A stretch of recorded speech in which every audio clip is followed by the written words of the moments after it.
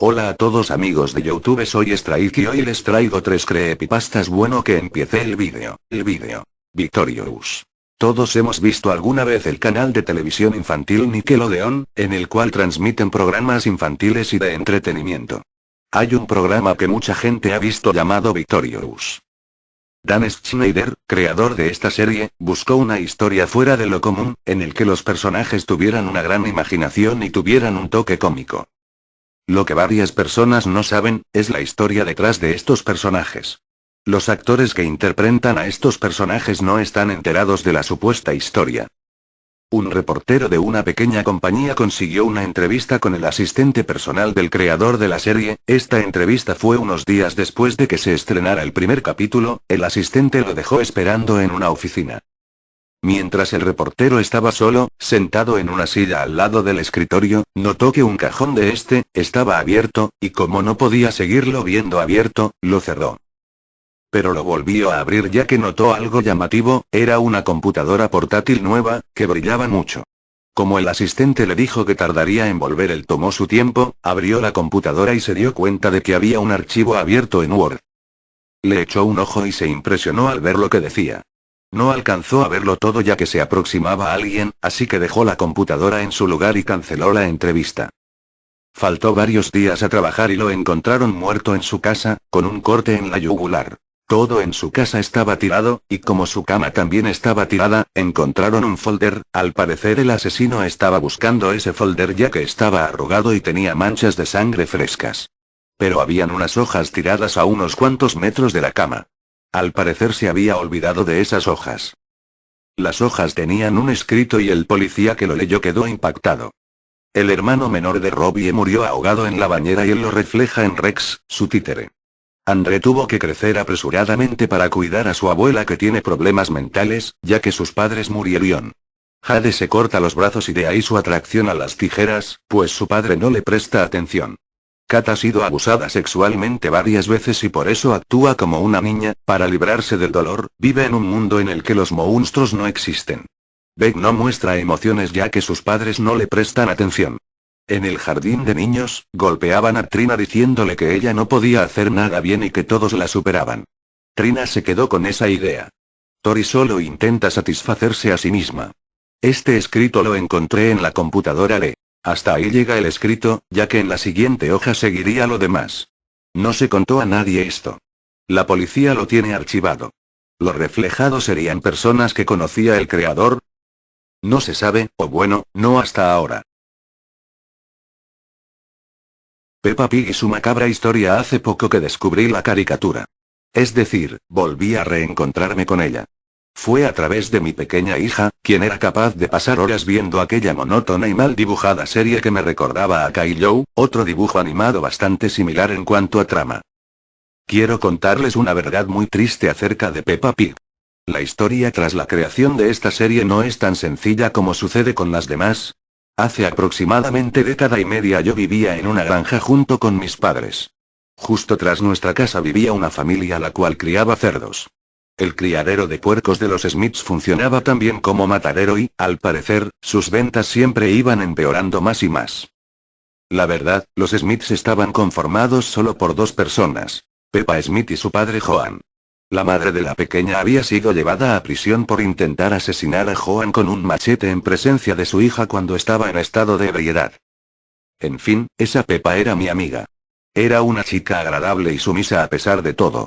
Tenía pecas alrededor de toda la cara y era algo regordita, por herencia de su padre. Habían veces que yo acompañaba a Peppa de darle de comer a sus 12 cerdos. Recuerdo que ella tenía a sus favoritos. Se trataba de una familia de porcinos, de la cual el macho era un animal enorme y obeso, y si mi memoria no me falla, Peppa decía que estaba medio ciego, y la hembra había podido tener solo 2 crías por ser muy poco fértil. Una de las crías era un simpático cerdito el cual al gemir en vez de decir oín gruñía como un demonio, o tal vez como un dinosaurio, y la otra era una cerda extremadamente grande. Esta última había sido víctima de una mutación al azar en el vientre de su madre, por lo que la hacía ver mayor que su otro par. Peppa y yo solíamos hacer dibujos con tizas en la pared de mi granero. Un día, mientras yo y mi escasa imaginación de niña dibujábamos una flor, mi amiga de encontraba haciendo un bosquejo de algo completamente fuera de lo normal. Con una tiza rosada dibujo a su familia de cerdos favorita, vistiendo playeras y vestidos, cosa que me daba mucha gracia.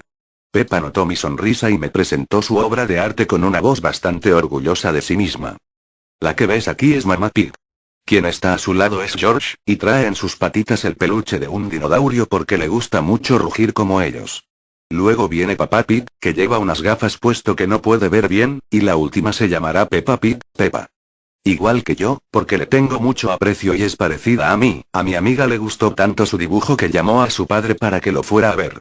Cuando el señor Joan se encontró ahí tomó a Peppa de las trenzas y le dio un tirón agresivo en señal de desaprobación. Y recuerdo sus palabras. Mocosa. ¿Cuántas veces te he dicho que no te encariñes con esos puercos?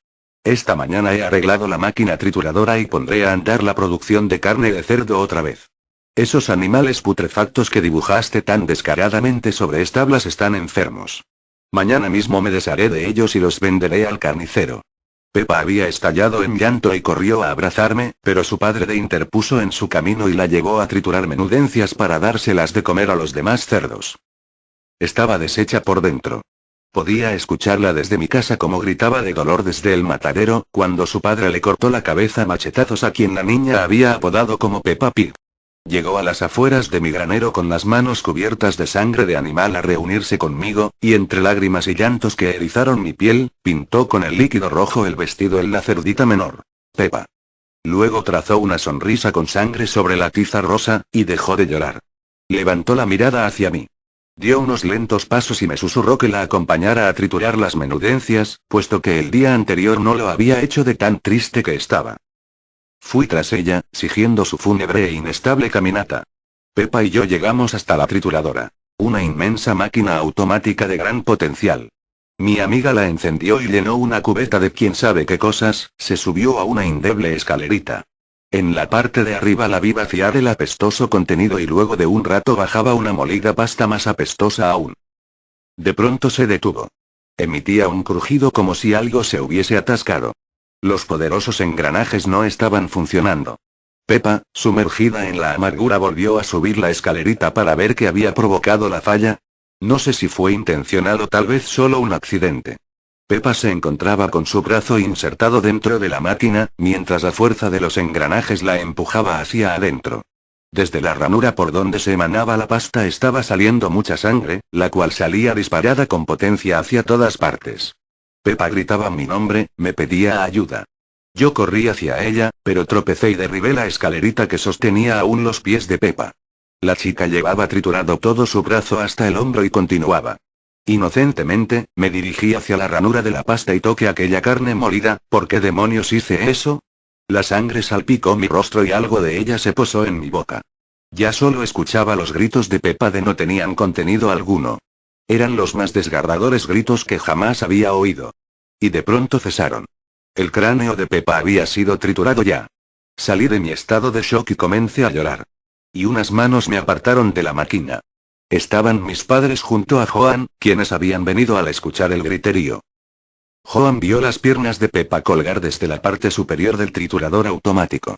La tiró con fuerza, como si fuese a sacar a su hija sana y salva desde ahí, pero la máquina no dejaba de trabajar, resumiendo en pasta ensangrentada lo que quedaba de ella. Mis padres me llevaron a casa, pidiendo que lo olvidara, cuando lo más lógico era que me preguntaran por lo sucedido. Olvídalo, hija, Peppa está bien, era pequeña e inocente, pero no tonta. Peppa estaba muerta. La noche siguiente el cuerpo de Joan Smith fue encontrado nada y más ni nada menos que en la pared de mi granero. Su rostro había sido desfigurado por una baja de escopeta que había sido disparada justo entre sus ojos. El padre de Peppa se había suicidado a los pies del dibujo de su hija.